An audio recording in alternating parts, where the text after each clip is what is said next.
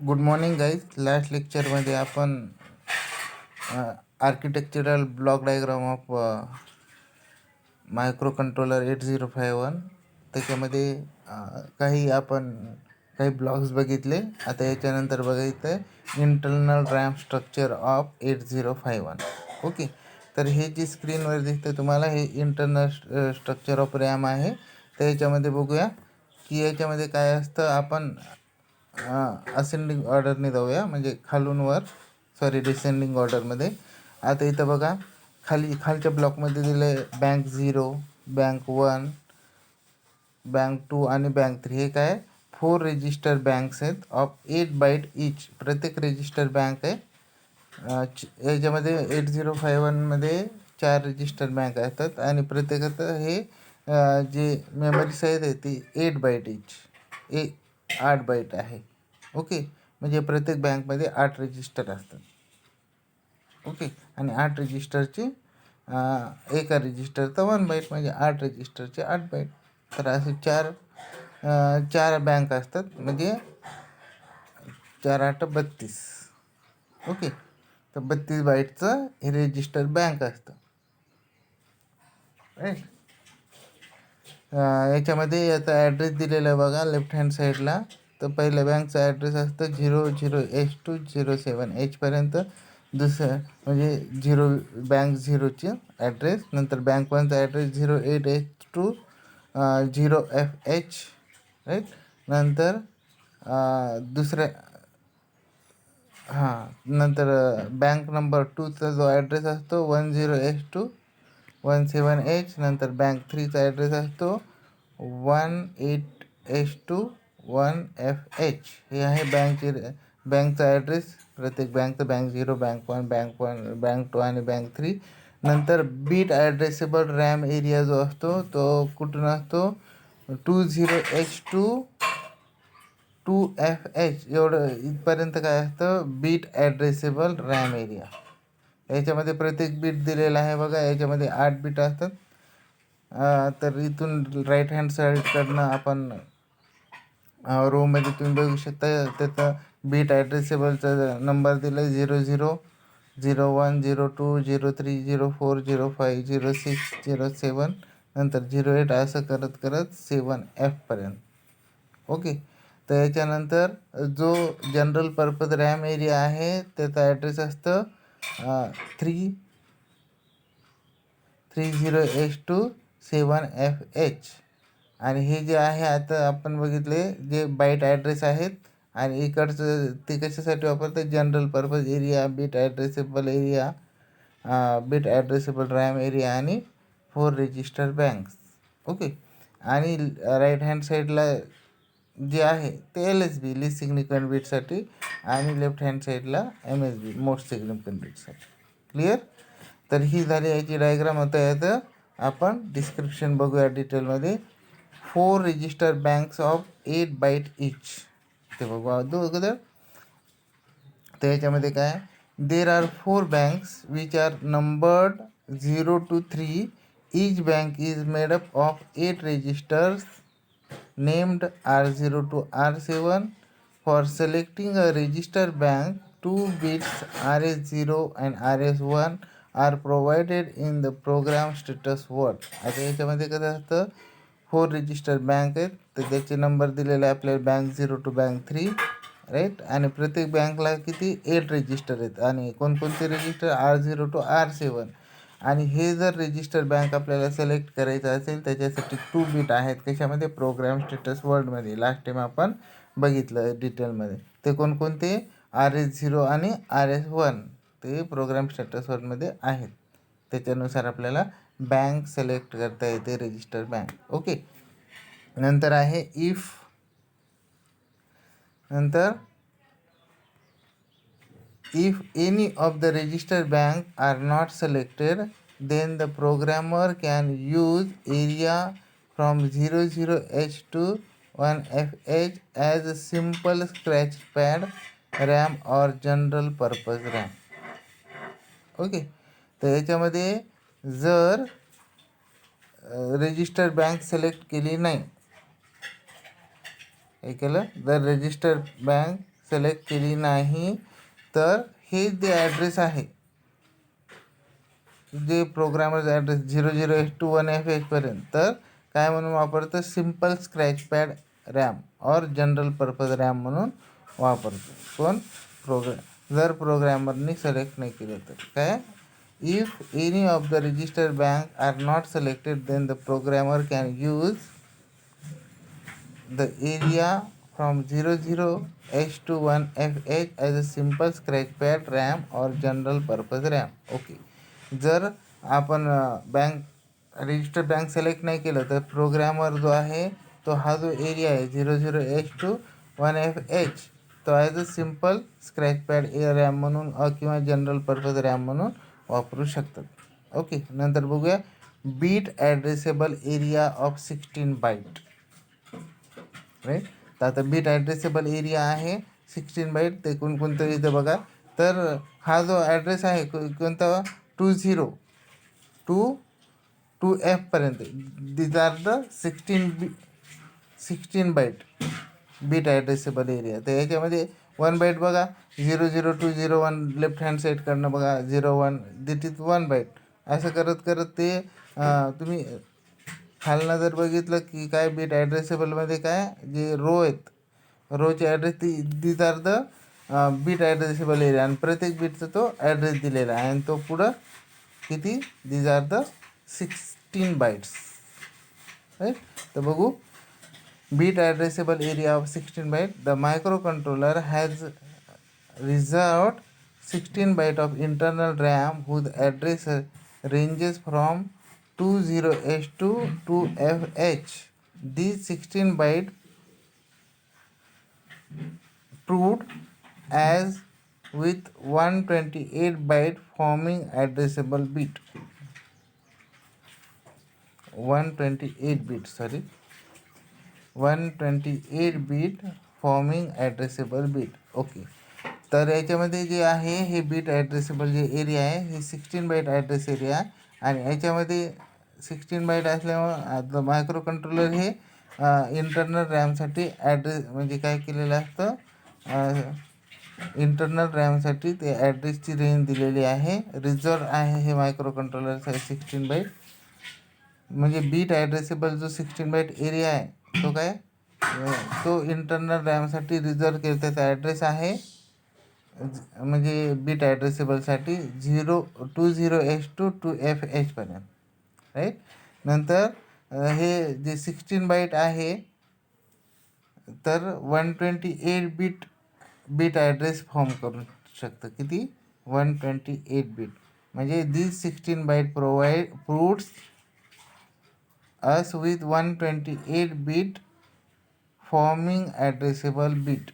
तर ते किती, 128 बीट ॲड्रेसेबल बीट फॉर्म करू शकतो 16 बाईट. नंतर the micro controller has given addresses to these bits ranging from 00H to 0FH.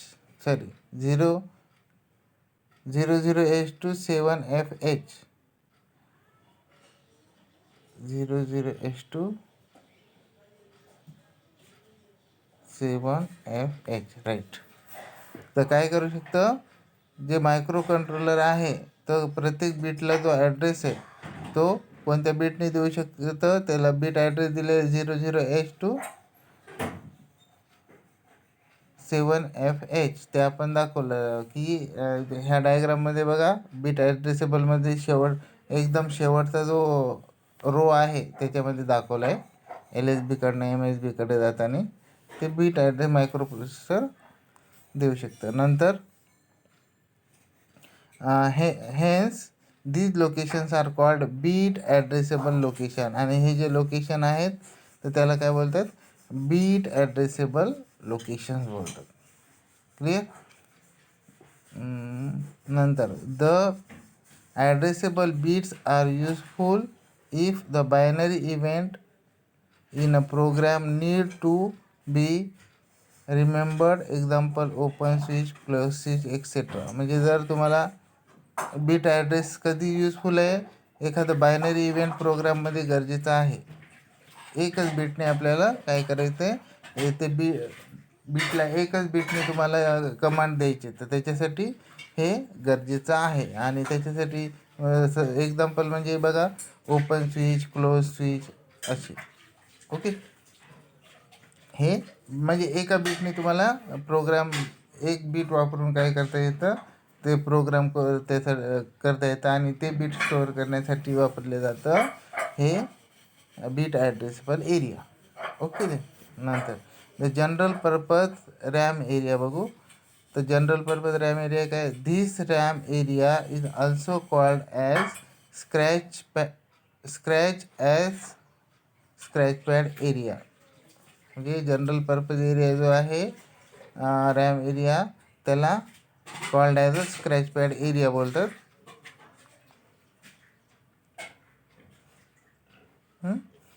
The RAM area is also called as a scratch pad area. नंतर it lies above the bit addressable area. हा जो आहे bit addressable एरियाच्या वर त्याचा address दिलेला आहे. And has address 30H2 7FH. तर याचा जो ॲड्रेस दिलेला आहे तो ॲड्रेस काय आहे, 30H2 7FH. हा जनरल पर्पज रॅम एरियाचा ॲड्रेस आहे. This RAM area can be use as a data RAM. हा जो एरिया आहे जनरल पर्पज, तो हा RAM as a data RAM म्हणून यूज केला जातो. The memory in this area is byte addressable. Okay, तर याच्यामध्ये जी मेमरी आहे याच्यामधली, तर ती जी एरिया आहे ती काय आहे, it is a byte addressable memory. आणि याच्यामध्ये नंतर रजिस्टर बँकमध्ये पण बाईट ॲड्रेसेबल होती. नंतर जो मधला सेक्शन आहे बीट ॲड्रेसेबल, ते फक्त बीट ॲड्रेसेबल एरिया आहे, जो की आपल्याला एक बीट वापरून प्रोग्राम तयार करता येतो. आणि जसं आपण एक्झाम्पल सांगितलं की ओपन स्विच, क्लोज स्विच असं. ओके, आणि it is a byte addressable area. नंतर the programmer may declare stack in this area. Okay, तर ह्या प्रोग्रॅमर काय करू शकतो, ह्या एरियामध्ये स्टॅक डिक्लेअर करू शकतो. Okay, provided sufficient number of bytes are available. म्हणजे याच्यामध्ये हा जो एरिया आहे ॲज अ काय स्टॅक म्हणून वापरू शकतो प्रोग्रॅमर. म्हणजे हा सफिशियंट नंबर ऑफ बाईट्स याच्यामध्ये अवेलेबल आहे काय स्टॅक वापरण्यासाठी. नंतर बघू use of internal RAM. Internal रॅमचं यूज काय होतो ते बघूयात लगेच. तर याच्यामध्ये बघा, it is essential to utilize the entire area of internal RAM of the micro controller as a scratch pad. आता हे जे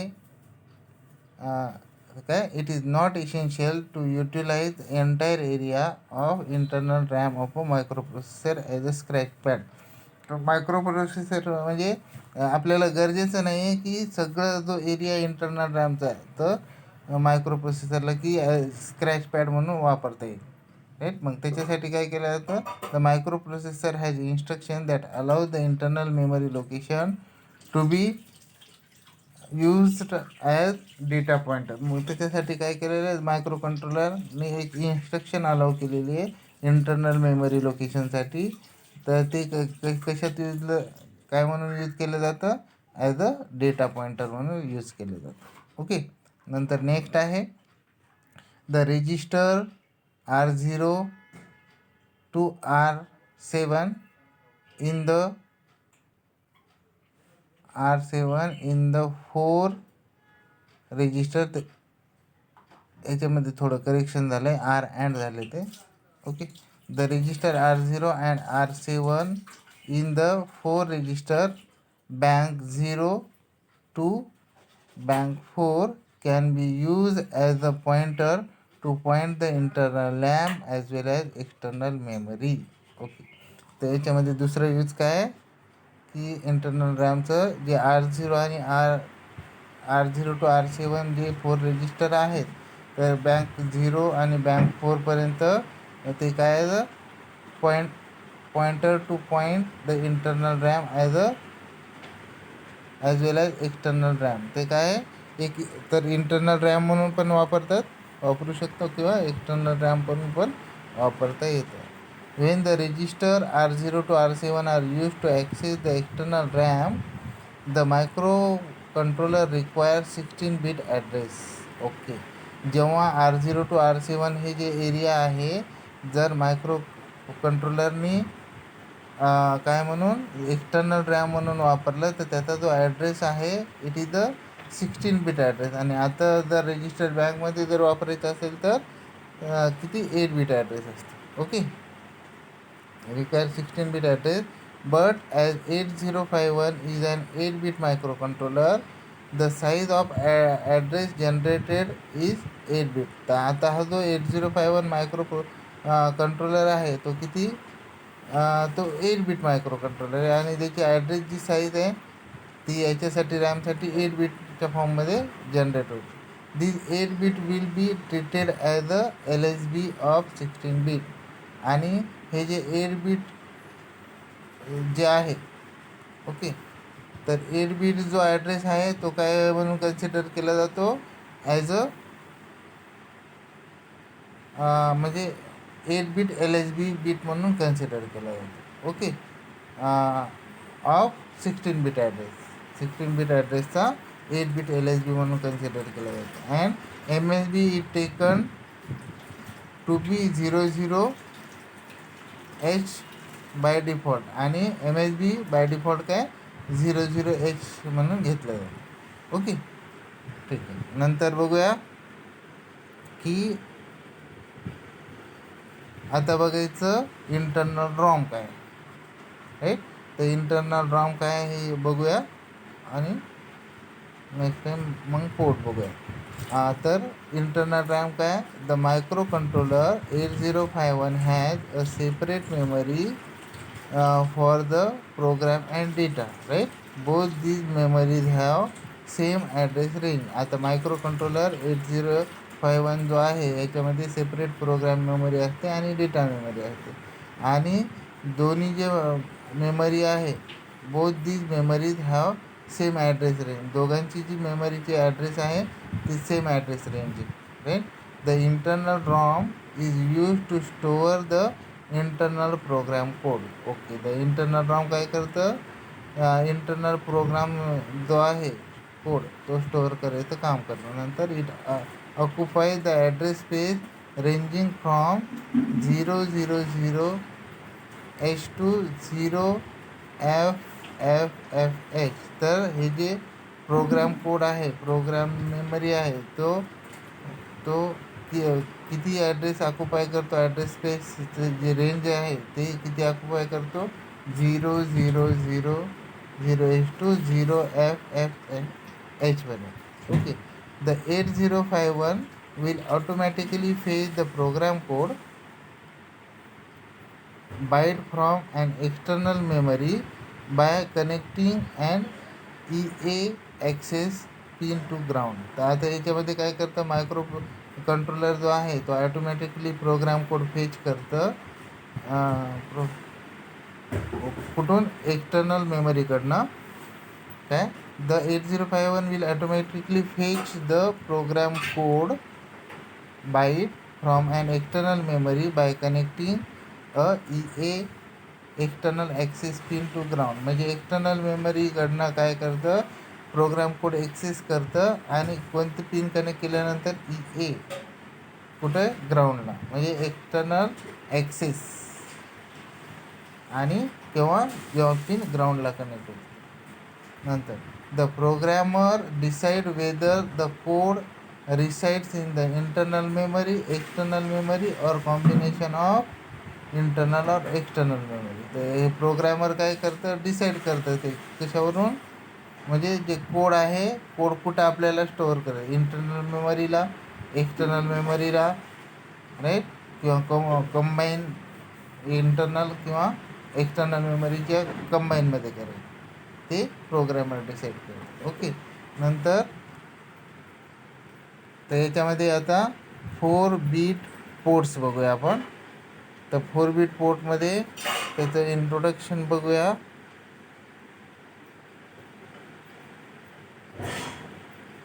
ओके ठीक आहे.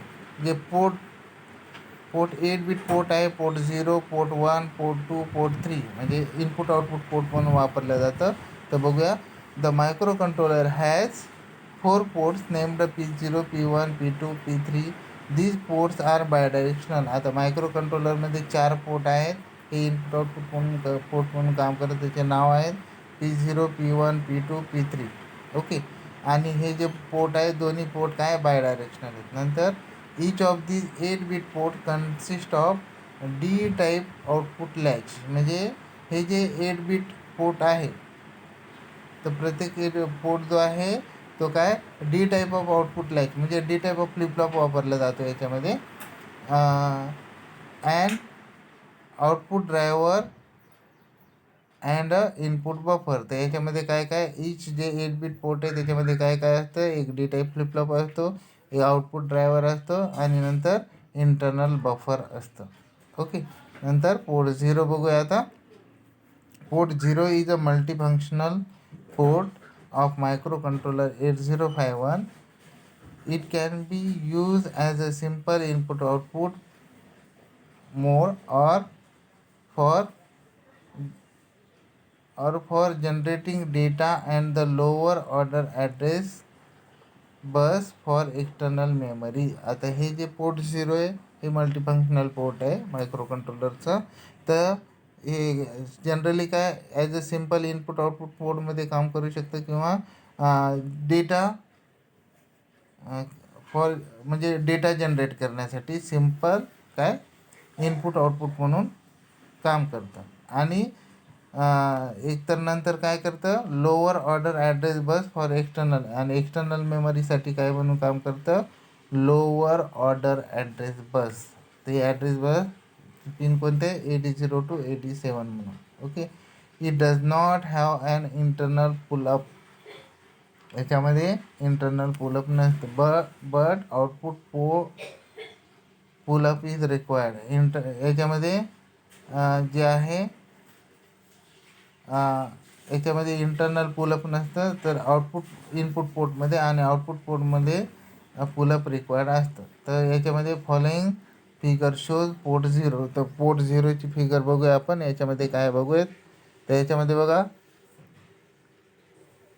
इथं पिन कनेक्ट केलेली आहे P0.X म्हणजे X म्हणजे डोंट केअर दिले म्हणजे पोर्ट पिनची P0.1 P0.2 असं पिन कनेक्ट केलेलं आहे. नंतर आता आपण कुठून कुठे जायचं आहे इकडे आपण राईट हँड साईडकडनं लेफ्ट हँड साईडकडे जाऊ. राईट. असं फंक्शनिंग कसं आहे बघूया. Just weight.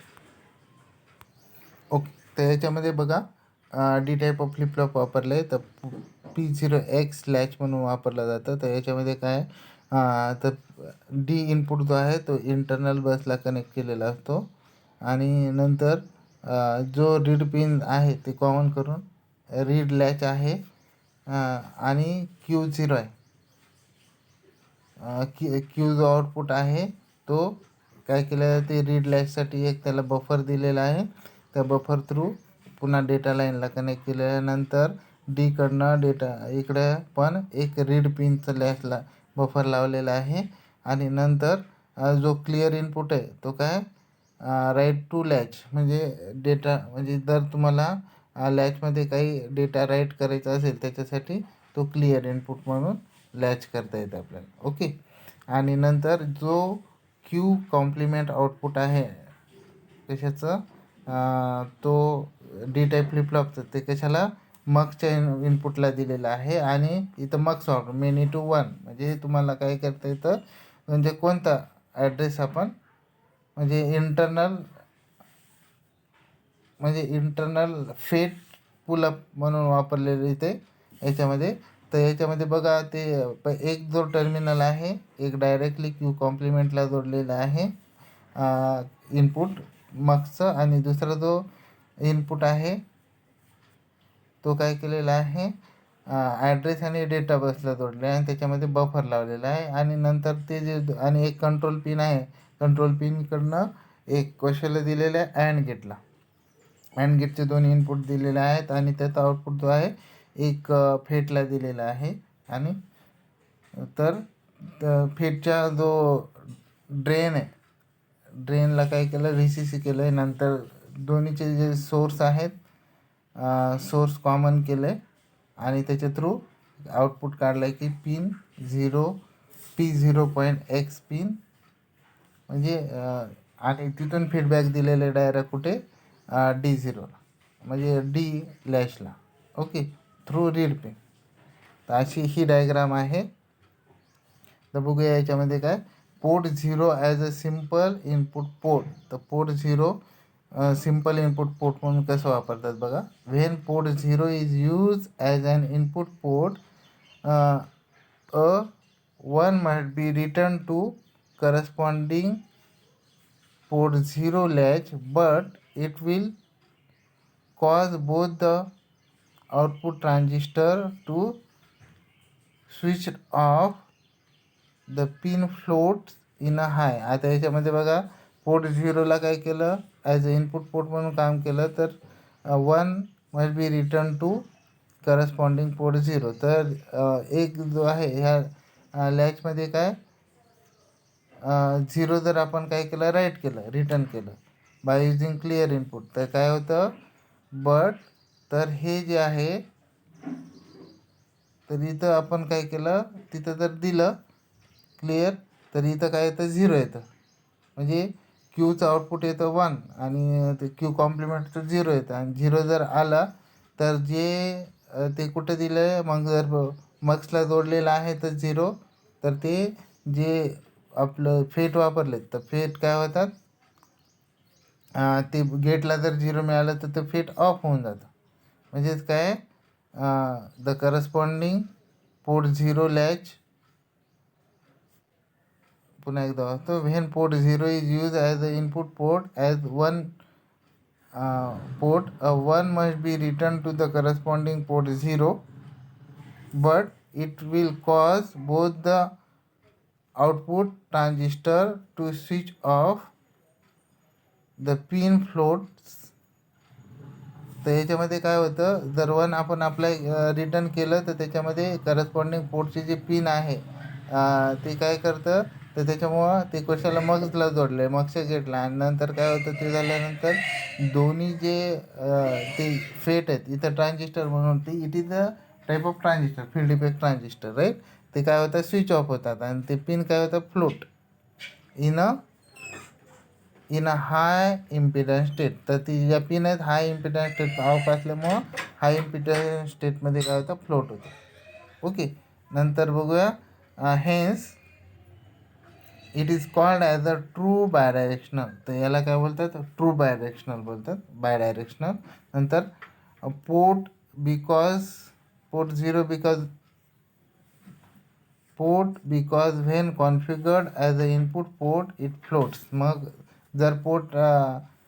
जर इनपुट पोर्ट म्हणून जर काम करत असेल तर काय होतं, फ्लोट होतं, vibrate. When configured as a input port the micro controller provides a two facility. जेव्हा हा port as a input port म्हणून काम करतो तेव्हा मायक्रो कंट्रोलर काय करतं, 2 फॅसिलिटी प्रोव्हाइड करतं. कोणत्या, read logic level on physical pin by asserting read pin signal. तर रीड लॉजिक सिग्नल प्रोव्हाइड करतं कशाला, रीड पिन ला ॲक्सेस करण्यासाठी.